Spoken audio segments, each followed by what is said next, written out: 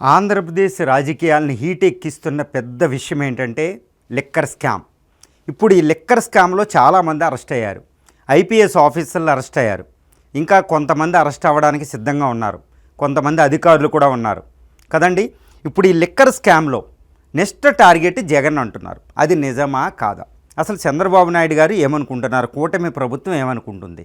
ఇదే స్కామ్లో జగన్ గారిని అరెస్ట్ చేస్తారా?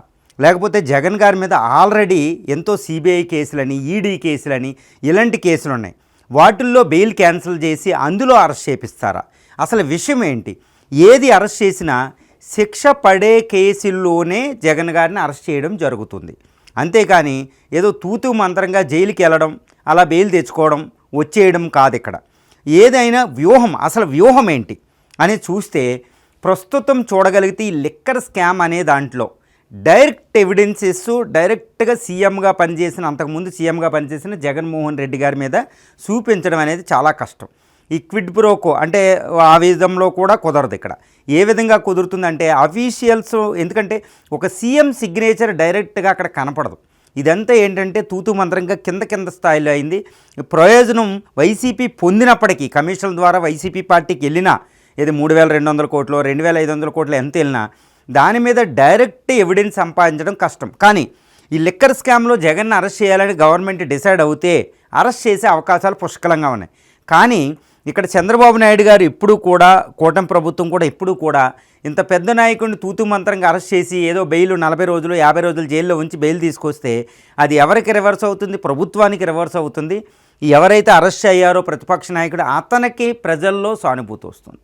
సో ఇలాంటి కేసులు కాదు, సాలిడ్గా చూపించగలిగే కేసు అయి ఉండాలి. అలాంటి కేసులు ఇప్పుడు జగన్ గారి మీద పెట్టడం కష్టం.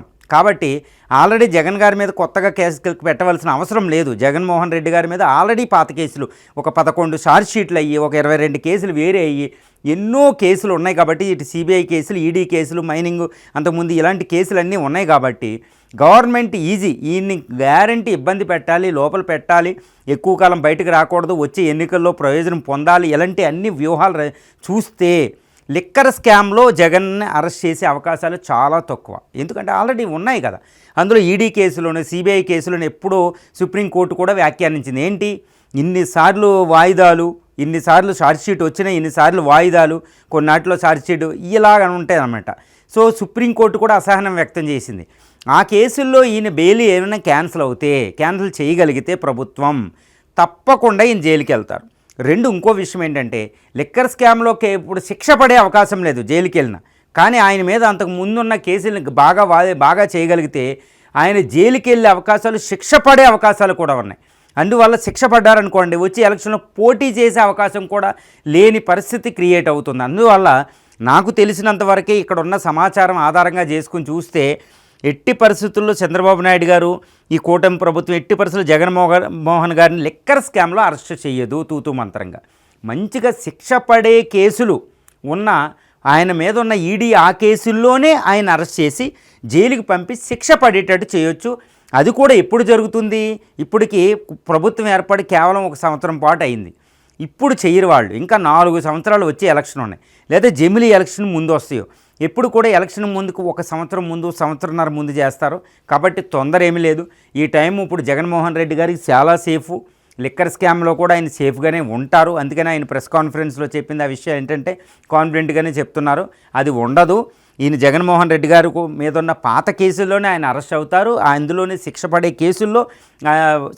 కేసుల్లో బెయిల్ క్యాన్సిల్ అవుతుంది.